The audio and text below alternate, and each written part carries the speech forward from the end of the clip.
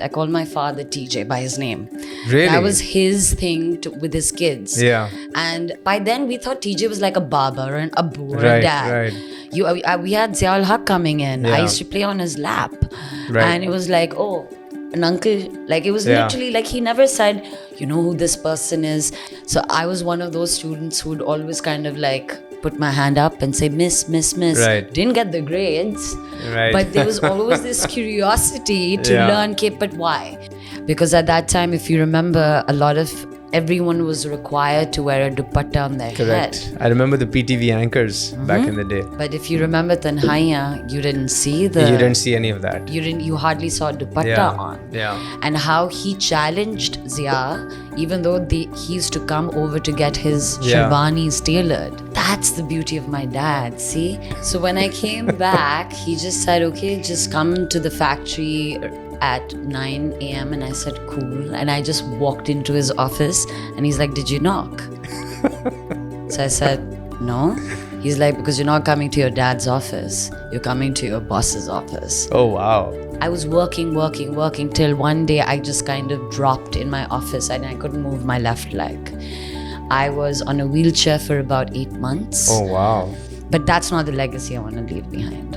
And what is the legacy you want to leave behind? That the day I die, I want even somebody as a stranger to say, she sat with me for 5 minutes and I felt good.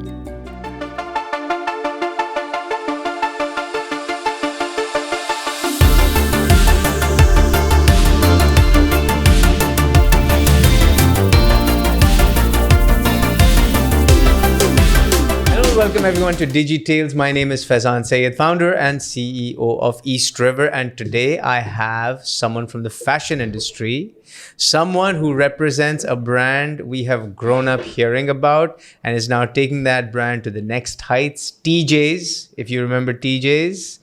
Teejays' successor, Feeha Jamshed, is with me right now. That's a big thing to say. I'm not a success. I would like to say I'm still in a shadow. You're still in the shadow. I like to believe that. No, I think you're well past that. No, you now. haven't met my dad. He's still like an 18-year-old in his head and he thinks he's like calling the shots. And I would like to believe that he is because it's his brand. It is his brand. And so I want to talk about that to start off with. You basically grew up as the daughter of a fashion icon. He brought the shalwar kameez to the mainstream. His iconic shop on Tariq Road. I still remember PTV pe drama aata tha Tanhaiya. And uspe sabke outfits Teejays ke the. And it was like, wow, these cool, modern looking shalwar kameezes. And then I think that brand went on to have 14 stores globally. I mean, you must have been in the shadow growing up. How was that like? You know, it's funny, Faizan. So a little less known fact, I call my father TJ by his name. Really? That was his thing with his kids. Yeah. And till I was 8, I thought everyone would call their father or their parents by then. By then, we thought TJ was like a baba or an abu or a dad. Right. So it's when I would be like, why are we calling our father by our name? Thing is that we never knew what he was. He always was a father to us. Like he never made us believe that he was someone big. Like he was bigger than a lot of stars at that time. And I'm not saying that because he's my dad, but it's just that the power that he had, not just in the fashion industry, because he was the first label in Southeast Asia. The power that he had for TV, and like you mentioned, Tanhaiya, right? Yep. It's how he designed lifestyles for the masses, because when he started doing something, at that time you had a club at Metropole, the Blue Sapphire, and you had all the elite wearing coats and jackets. And your drivers and your cooks used to wear shalwar kameez. So shalwar kameez used to be a night suit for the elite. Okay. So what he wanted to do was to bridge the gap between the two classes. Wow. He believed that other than the sherwani, there needs to be a national dress, which is easier. And this is with the early 70s. Early 70s when Bhutto was coming into power. Right. And he really took a lot of inspiration from Bhutto Saab. because his slogan was Roti Kapra aur Makan. Right. And he used to dress like the masses, and the masses loved it because it seemed like he was from us. Right. That's something that my father picked on. And what he did was he just kind of brought the shirt, the length of the shirt, niche, down to the knee. Right. And it just kind of resonated with the elite so much because it suddenly became like a very elegant look. Right.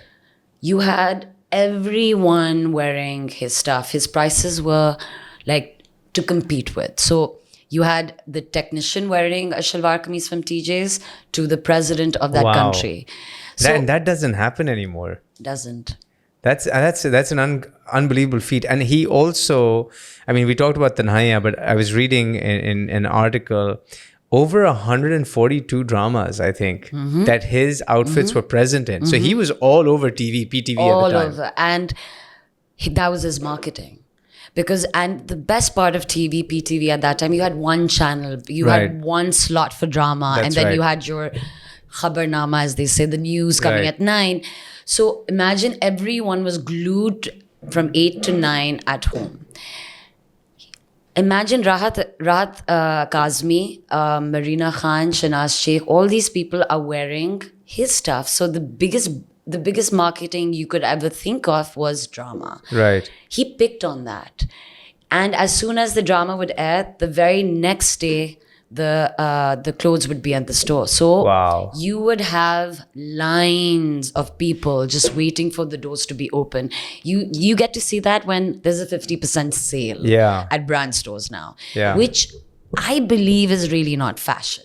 And he was not big on sales either. He's still not. He doesn't do sales. We've never been on sale. Right. Ever.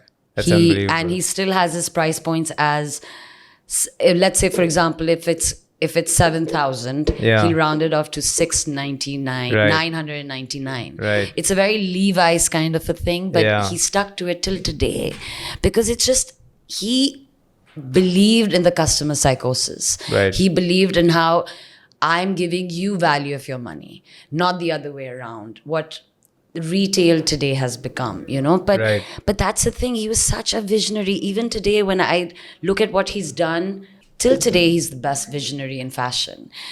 And again, I'm not saying that because he's my dad. I think he's an institution to be studied for case studies now.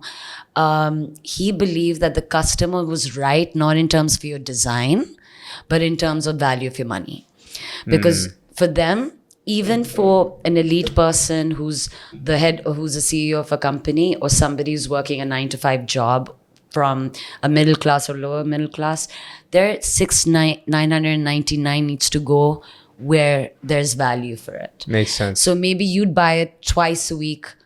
They would buy it once a month. So quality can come in numbers when it comes to like having an average of units. Right. I'm sorry, I'm going into technicalities. No, that makes sense. But so that's where he actually cashed, and more like kind of, there was a vacuum of, firstly, there was no fashion brand at that time, but there was also in terms of design. He's still a visionary. Like in retail, he was a first designer retail house. So there was design, plus it was retail, because everyone, I think at that time, used to just buy open cloth and then have it stitched. Absolutely. And there was no real design in it. It was just like, mere naap ka see ke bana. See do. Like my dada used to call him a darzi for the longest time. Right. At that time, being a designer used to be like a marasi. Yeah. Like TJ used to be like, either you're a marasi or you're a darzi, but doctors or engineers ka zamana tha. So he used to be like, my dada used to be like, haan, darzi ban gaya mera beta. But like you said, design and retail and the value, again, jo main keh rahi hu na, aajkal ke kurte cut hota hai. Exactly. And then there's no design element to it. So you're paying 2,000 or 3,000 for that. But you will, because you're going to throw it away in another 3 months. He didn't believe in fast fashion. He believed in fashion, yes. He believed in design, yes. And he believed in retail. Now, all three together is such a difficult feat to achieve now. And so he was the first who did that in his time. Southeast Asia, in Southeast Asia. He was the first to do that. Yeah. you saw all sorts of celebrities come into your house to get their fittings And they were done. all uncles and aunties, not Exactly. like, you know, The young people, young people, everyone. We had Ziaul Haq coming in. I Yeah. used to play on his lap. Right. And it was like, oh, an uncle. Like, it was Yeah. literally like, he never said, you know who this person is. So Right. we grew up in a, if you'd say, a more protective environment. Right. But I actually really, I'm old today. I look back and I said, he protected our imagination, if that's Or perception of society. perception of society, perception of how he wanted us to go into the world as new babies, not like, okay, you're this one's son, you will come back into the business because this is yours. Yeah. He always wanted us to be self-sufficient. Did he So- want you guys to come? Did he want you to come into the business? Yeah. So that's another story. I'm the prodigal son. I Okay. would like Who happens to be the daughter? daughter. Exactly. So when I was a kid, not a kid but a baby, my older sister used to read books. Right. My older brother, who's like a year and a half older to me, had his dinky cars at that time. We used to have dinky I cars. love those. I had a lot of Yeah, those. same. And because my brother wanted a brother, so I was the brother Right. for my brother. So I played Okay. with a lot of dinky cars myself. I used to have a piece of paper and just crayons laid, and I would just doodle. And my dad picked up on that. But when I was growing up, I started like and he used to have that video camera, you know, at that Yeah. time that film used to come. Yeah, So yeah. I used to dance around him. I used to be like, oh, I'm the actor of his movie and stuff. But he always knew I had something in me that would lead me to come here. So you had that creative edge. I had that kira, if you say. Right. For design. For design or something to do with the arts, because Okay. I had won my first bronze medal that in the whole of Asia. My grandfather, because it was a Japanese award, so my grandfather loved Japan. So he was, so everyone was kind of pushing me towards the arts. Since I was like the prodigal's daughter, I just wanted to scale back and see what I wanted to do. So I felt that my calling was in fashion, but I really didn't believe in my father's philosophy or his. You didn't believe in I it. didn't. You speak so highly of it, but how Now could you I not do. Now I believe in do. it at that time? What changed along What the way? changed? So I'll tell you. So for me, it was just like, but where are the numbers? Where's the money? Right. Everyone was making one outfit and was selling it for lakhs and lakhs of rupees. But this was further on when you got into design. When I felt like I started picking up on things. I was getting more aware of who my father was, because at the age of 13, my father is amazing that way. He would throw us in the deep end. That's how I learned swimming also. He literally, without floaters, threw us because he was an amazing swimmer. And my mom's there helpless seeing us drown, and he's like, they'll be fine. And when we're not coming up for the third, so he would just jump in to save us. Yeah. And I never understood that, but he would always want us to be in the deep end to Yeah. learn how to come out of Yeah. the water. But that's been my mantra and my whole life. That time I never saw, so at the age of 13, he, just to kind of challenge me, he threw me a drama. And at that time, Marina Khan just started coming into direction, from acting, directing. And at that time, Atika Order used to be our mainstream actor. Yeah. And it was a working woman's role and everything. So I kind of designed a collar without buttons and all of that. And that was a staple look for her and for her drama. My father loved it so much that he kind of produced it for the whole stores and stuff. I never thought that was challenging. Why? I don't know. I just don't know. I was more into, but it needs structure, this Yeah. and that. And I would say I was blinded by the whole bridal industry, because at 13, I was more now Yeah. aware. I had fashion Yeah. magazines coming in. I liked the shoots that were being put out. Right. So I was like, oh, there's money in bridals. There's no money here. Even though I was so wrong. Only later on I would find out. But I wanted to do business first. But I was a business student, and my father says I'm a rebel with a cause. So I was one of those students who would always kind of like put my hand up and say, miss. Right. Didn't get the grades. Right. But there was always this curiosity to learn. But why? Why is 2 + 2 4? Why Right. can't it be 5? You know, I would always want to question. And not irritating questions, but you need to teach me. But why? So in business school, what I started learning, and I'm a homebody again. All my brothers and sisters have gone abroad to study. I wanted to stay in Pakistan, so I went to a local business school. But my problem with business school was that they would teach you very dynamic economies of the world, but as soon as you would graduate, you'd come to a very failing economy. And the business here is very different. Completely different. And so you're disillusioned. Yeah. So from somebody who's like, oh, my first job is going to give me $35,000 to 35,000 rupees. Yeah. And I was just like, but why aren't then teach us the failing economy? Yeah. Teach us how to operate here. Exactly. Yeah. And they wouldn't. So I had a big problem with this, like the educational system here, globally now. And I was just like, no, I want to study fashion now. My father wanted to send me to Paris because we had a store there at that time. And we had an apartment there. I just didn't want to go. I wanted to go to Delhi. Now, and at that time, Vajpayee was our prime minister, I remember, and President Musharraf had just become a president. So there was a lot of tension between the two because we had just had, I'm really going into politics, but politics is really big in my fashion and my father's fashion journey. Is it? Yeah, because I believe fashion is dictated with the politics and societal So I think changes. in the Shalwar Kameez, you know, I was thinking about why it suddenly took off. I think it also took off because when General Zia came in, the Islamization of Pakistan, he wanted to promote a very Islamic view and a very conservative view of the country. And he wanted to move away from the westernized 60s and 70s that was being portrayed at the time of Pakistan. And I think that also probably gave you guys a boost along the way. But you know, you'd be surprised. My father defied him.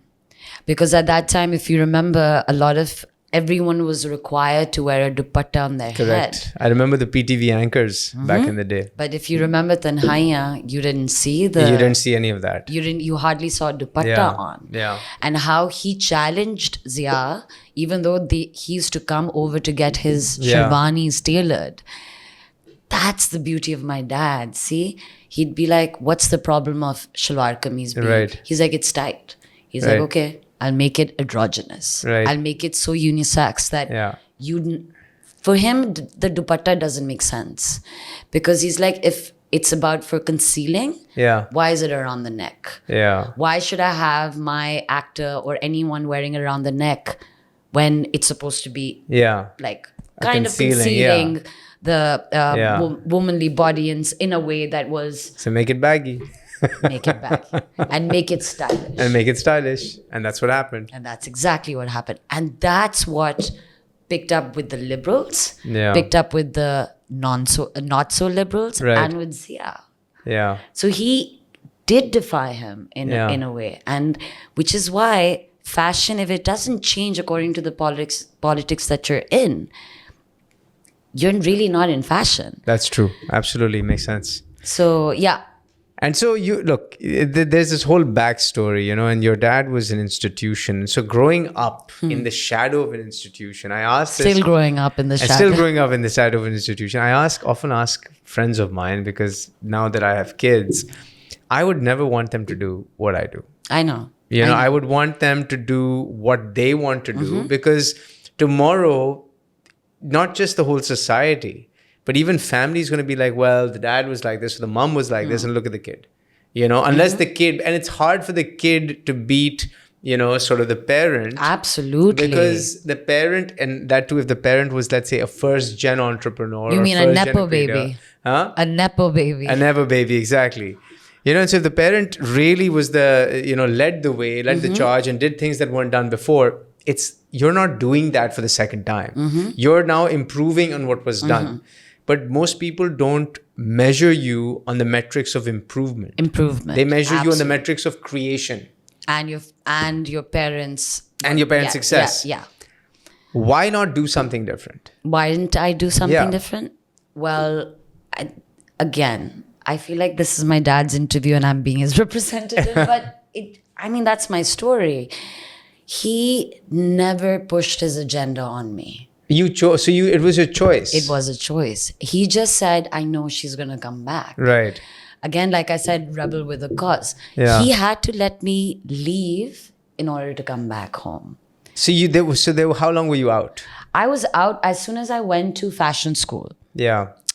Now, it was weird because now in fashion school, they were talking about my dad and the studies were about my dad and the teachers knew who I was. And I was just kind of like, okay, I've never experienced this ever in my life.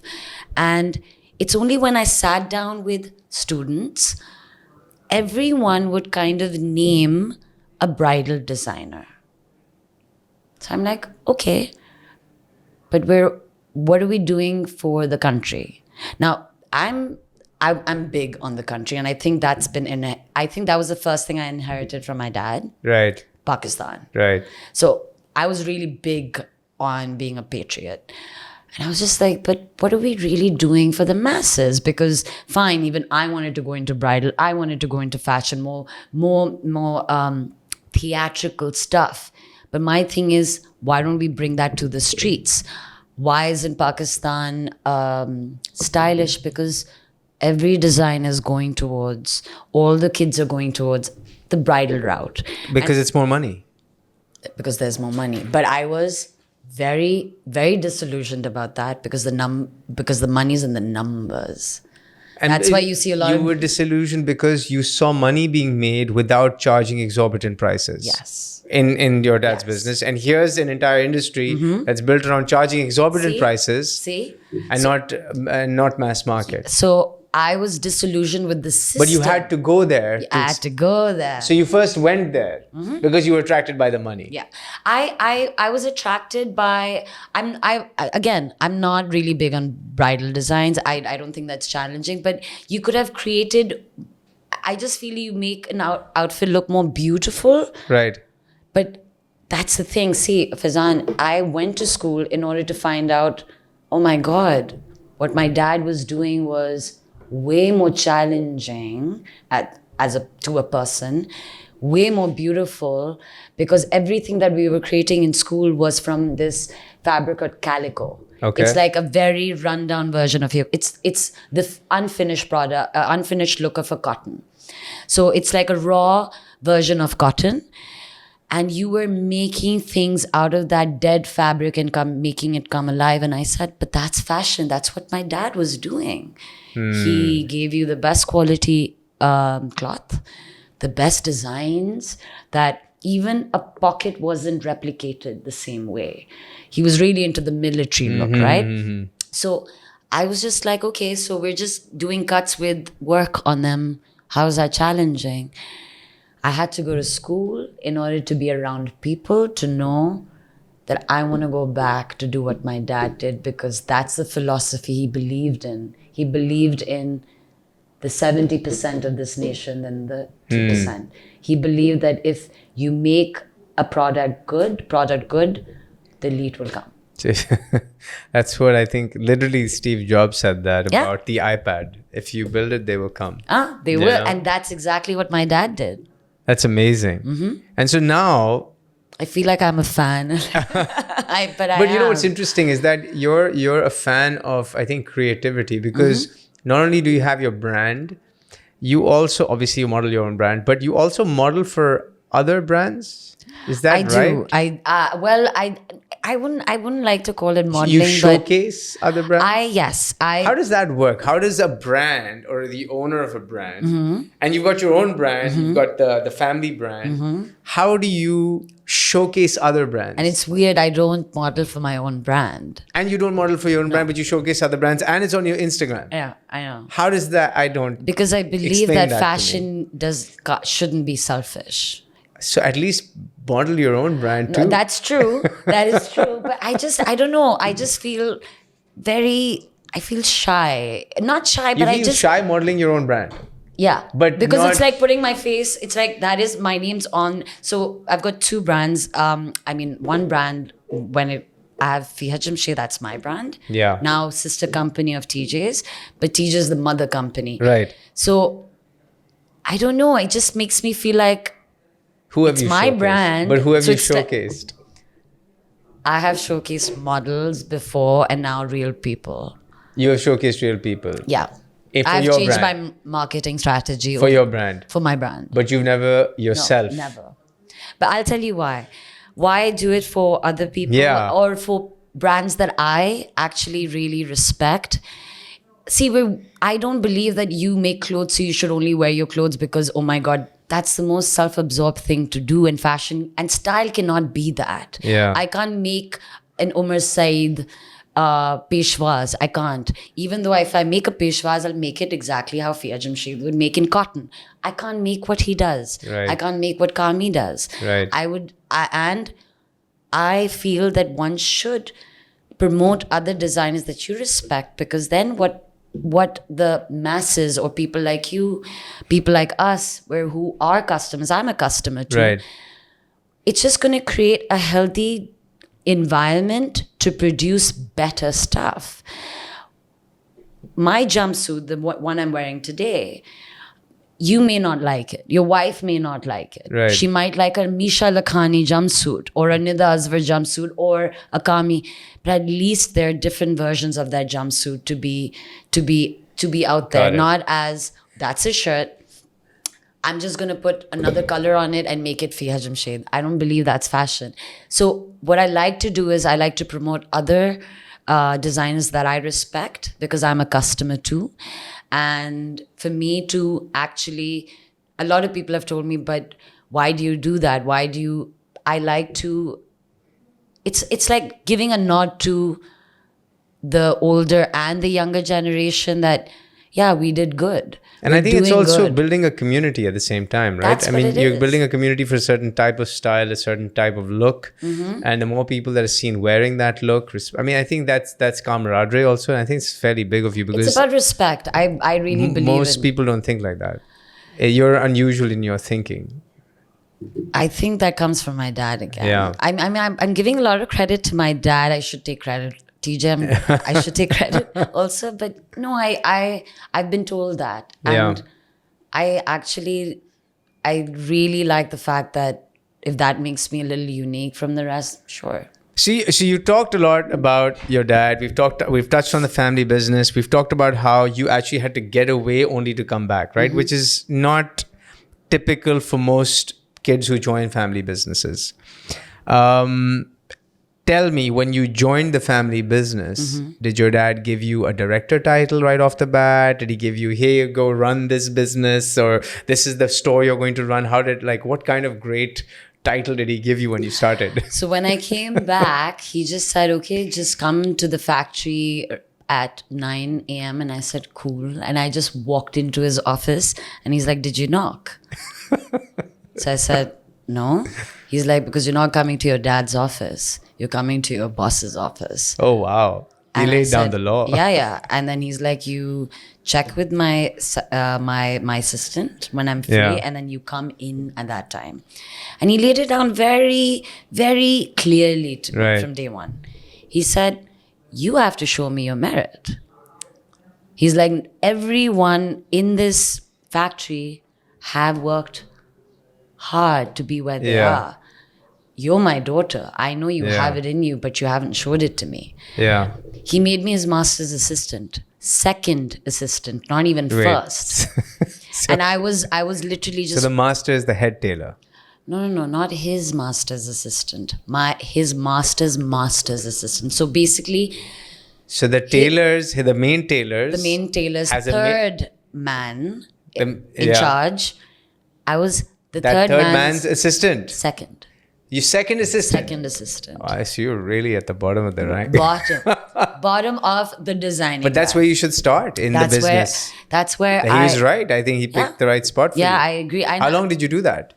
I was there for about 2 years. 2 years? 2 years. As a second master's assistant. And that too, my father suffered a heart attack. Oh, wow. Okay. And I was kind of like promoted.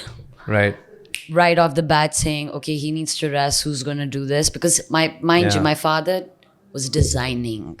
Right. He didn't have a design team that people he have. was the designer. Yes. Okay. He was a designer. He had masters around him. Got it. That was his design And then team. they would just scale and stitch and scale. Everything. Like a huge scale. Yeah. What now a lot of these retail brands have.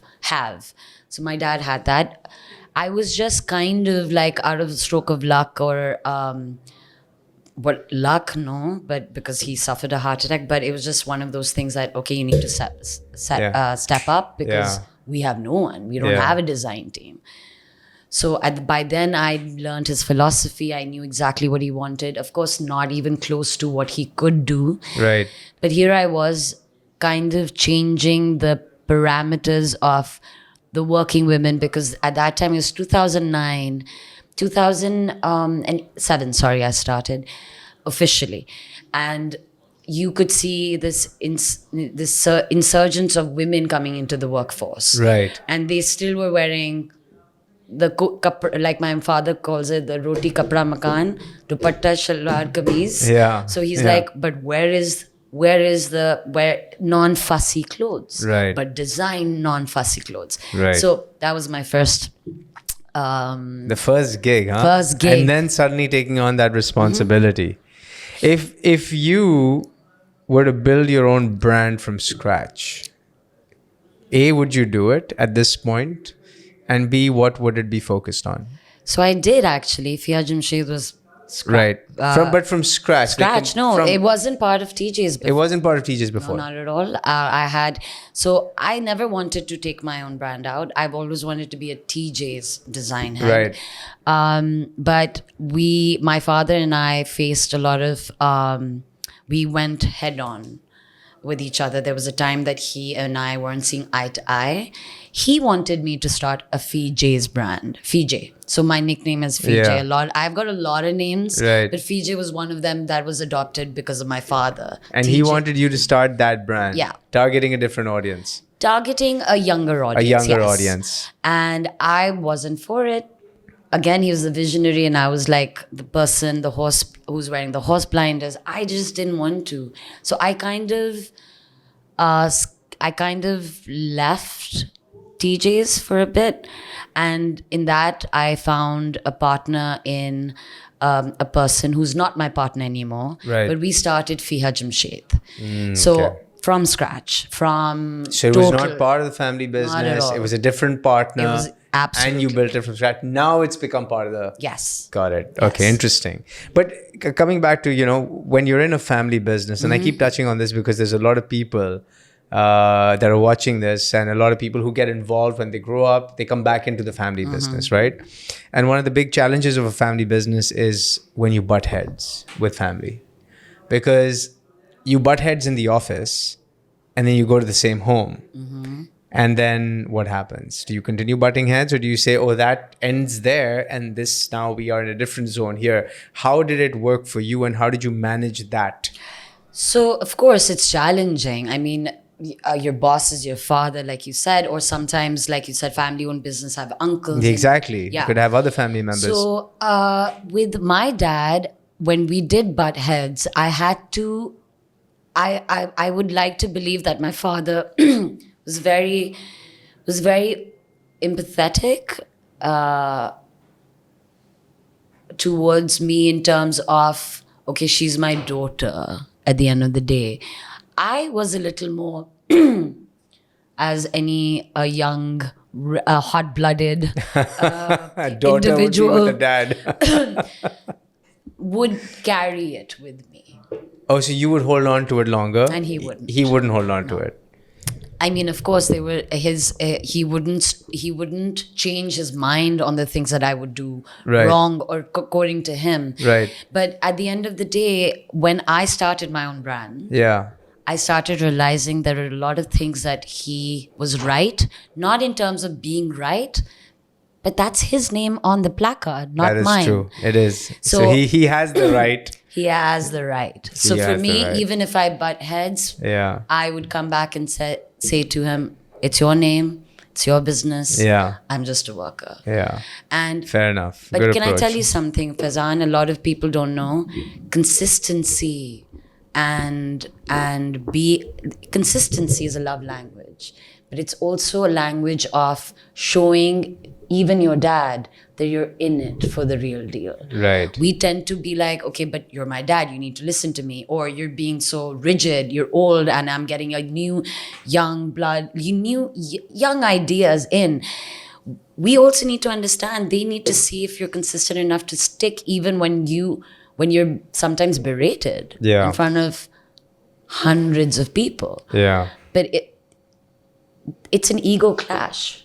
So tomorrow, if I have to tell myself, but he's my father, he doesn't think ill of me. He's not malicious for me.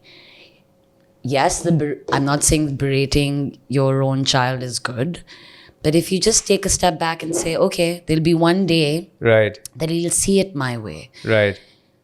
Consistency brought that with me. Now my Interesting. dad's like, but Teejays is yours. Teejays Yeah. is yours. And I'm like, no, it's not mine. Yeah. So I gave him that. And he you gave earned back. it. You see, you also I earned would, it. yes, I would say. Because, I mean, if you started in 2007, I mean, it's been 16 years 16 since that years, yeah. time, right? And in 16 years, you started as a master's assistant, you know? And then you earned the right for your dad to be able to say that. And I think that a lot of people forget that. They say कि यार मेरे बाप का business है, वो जाएगा कहाँ, मेरे पास ही आएगा, you know, फिर आपस में भाइयों में लड़ाई हो जाती है. People forget that, you know, the business was built by a person with a certain set of values. And if they're going to pass that down, they want that business and those values to continue. And it will only go down to that, you know, sort of offspring that they see can carry those values best. Who have the same seeds. And you have the same, exactly. And so the best place to start is at the bottom. Because that's where they started from as well. I would recommend anyone to do that. Because they didn't start at the top. Yeah, they didn't start with millions of funding, and they started bootstrapping along the way. And it's funny, you brought that up because my first fashion show, everyone around me, and at that time I was just known as my dad's daughter, of course, Teejays' daughter. They were like, oh, what does she? She has a factory behind her. She's born with a silver spoon. Yeah. Oh, what is she going to do? I was the first designer to ever show cotton on the ramp because at that time they were still stuck in chiffon silks and embroidery. Right. I introduced cuts.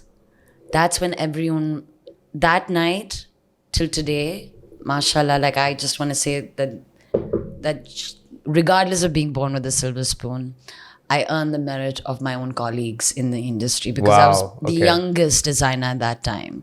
Because all the seniors were like Rizwan Beg and people were still have 5 years, 6 years ahead of me. That's where I started changing not just my father's mindset, but everyone around me. Right. Because I do believe that merit brings you, and starting from the bottom brings you a lot of, it just gives you education. I never learned anything in my fashion school either. I was there for a year. Because of being the second assistant to my father's master, I got the best education in fashion that I still can't like. Yeah, because you learn from the expert. You learn from the person who's actually doing the work themselves, you know? Yeah, to the guy who actually started fashion in Southeast Asia. India did not even have fashion at that time. So, So I learned from the best, Interesting. Before we end, you recently mentioned something about your health. Mm-hmm. You want to tell me what that was? Yeah, of course we can. But you need to ask me what do you want to know? You're big into sort of the health and wellness Yes. and sort of spiritual health and mental health. Yes. How does that affect how you operate on a day-to-day basis and how you plan for your future? So I think you're talking about. I did share a post that I posted about 5 years ago, 6 years ago. That was the first time I spoke about my illness, and my illness started. It was something I've never, alhamdulillah, never been ill before that. I used to pray that God give me fever or something because I wanted to skip school, but it never happened. So I think all those prayers kind of accumulated into like, okay, you want to get sick? Here you go. It started in 2013, and till 2015, there was no diagnosis. I was an MRI baby, I would say, for those 2 years. Everything was coming normal. Doctors wouldn't understand it. Doctors started telling me maybe it's in your head, but the pain was excruciating. Didn't have an answer. Half of them started saying it could be psychosomatic because I had just lost my sister in 2011. And so, whether it was the mental health doctors or the physical doctors or the emotional doctors, everyone had a reason, but no one was trying to explain why I was going through the pain. So I started Googling my symptoms, found out that I might have trigeminal neuralgia, went to my neurologist. They said, yeah, you could have it. That happened. What I'm just giving you a backstory of how I started controlling, taking power back into my hands, finding out that there might be a lot of things that people don't understand, but you need to be there for you. But I was such a workaholic that I kind of still put that at the back. I still started pushing it under the rug. I was working till one day I just kind of dropped in my office and I couldn't move my left leg. I was on a wheelchair for about 8 months. Oh, wow. And from my trigeminal neuralgia, it became about like it could be a hip joint, or I had started developing sciatica. Yeah. A lot of things were happening at the same time. Right. So it's just that when I started taking the power back, I remember when I was sitting, I had to close shop. So you 8 months in a wheelchair. What was the diagnosis? Nothing. Still nothing. There was no diagnosis. So wait, hold up. You're saying you went through a lot of pain. Some people said it might have been psychosomatic. It was after the passing of your sister. Yes. You were in a wheelchair and there's no diagnosis. And then one day you decide to take the power back and take control. And how did that change everything? So it was and my brand, I had shut down. Yeah. And that year, 2016, was the most difficult year of my life because I was trying to grapple and grasp everything. Trying to save my store, trying to save my business, trying to save my leg, whatever. One day I just sat down with myself and said, maybe it's time to let go. And what are you holding on? And I started I journaled a lot. I would journal a lot and write my feelings down. And I remember this. I wrote on in my diary saying that, okay, if you want me to fall, I used to talk to God a lot while writing. I still do, but I'm just saying, I was like, okay, you want me to fall? Right. Fine. Let's see how far you will make me fall. Right. Let's fall together. But I know you'll find ground for me. Wow. There'll be ground. I'll hit that ground, and the only way is up. Yeah. And once I settled that in my head, I started accepting reality. I started accepting and surrendering. Yeah. And it's surrendering to whatever was happening around me because I couldn't control that. What I could control was my internal world. Yeah. And my internal world was the one that was chaotic. Yeah. And that's the power that I started taking back because the external world had too much power in my internal world. And now I had to fight for myself with myself. There's as you're saying this, there's an author that I really like. His name is Michael Singer, and he's written 2 books. One is called The Untethered Soul, and the second book is The Surrender Experiment. Oh. I happened to read the second first, and then I went to the first. And they're both, and it's about exactly that concept. Right. Let go. Let go. The only thing you can control Is you. And even your thoughts are in your control. So you can actually create a state where you're thoughtless and still. Oh my God, I had so many moments like that. I'd be in a room full of people and I'd just be like, I'd just go off somewhere. Yeah, and then you're off in a different place. In a different place, yes. And the place can be a good place. And you can find sort of zen anywhere. And I think that it's unfortunate you had to go through a lot to find it. But I'm so lucky that I did. But then, exactly, but you did find it. Yeah, and you know, a lot of people said that when I started getting, so after that, I started finding the right people. I found a rheumatologist who said, no, you are sick. Right. I know you're in pain. Then I found a really good orthopedic surgeon who just said, I wish you had come with 3 broken bones. Right. I would fix it. But what you have is very hard to find. Like, I started finding the right people. But you had to let go Who gave me first. that, exactly.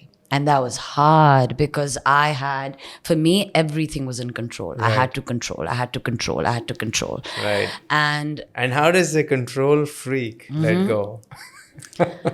how does a control freak let go? So when, like I said, everything had to shut down around me. See, you could not move. And at that point, emotionally, I couldn't. You could not move. The business Mentally, could not move. Nothing. And so only when you shut down, you said, okay, fine. Because I think God was giving me signs. Yeah. But he had to kind of shake me up and say, yeah, buddy, let it go. Yeah. And I said, okay, now we're doing you. Yeah, yeah. And as soon as I gave control there, and I was like, I'm going to take care of me, you take her. He just kind of like said, let's go. Let's go for a magic ride. And how has the course changed since then? Oh, amazingly. So when you start meeting the right people, you start getting validation even for the things that are wrong with you, you know? Yeah. You're questioning. Your questions become your answers become your steps become your walk becomes your running. That's exactly my journey from a wheelchair to a stick to walking and dancing. Wow. I love to dance. For me, if you ever see me alive and so present and lost is when I'm dancing. And for me too, and that's where I am even till today, that healing journey, the first thing you do is accept. Yeah. You have to start accepting for where you are, what you're doing, and what cannot be done. You know, in Urdu, it's called tawakkul. Yes.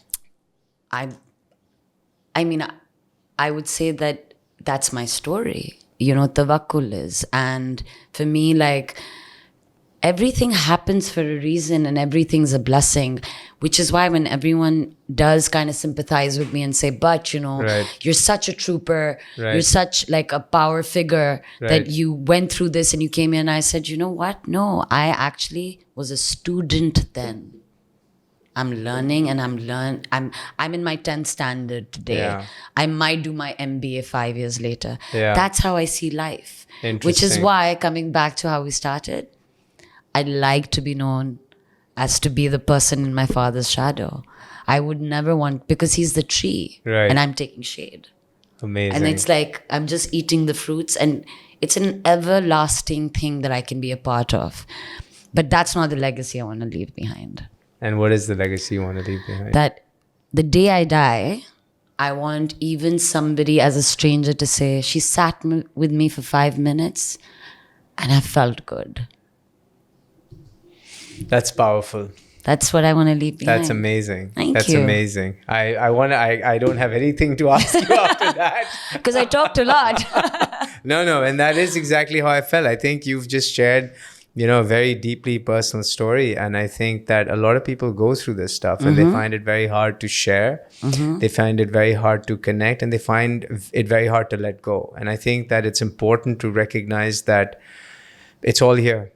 It's all, It's all there. here, and you control this. Absolutely. You know, it's our spirit that controls our mind, and our mind controls our body. And the minute you get that, Exactly. Which is why that taught me a lot. You know, when COVID happened, God was like, okay, we're preparing you for something that's going to happen in the global front.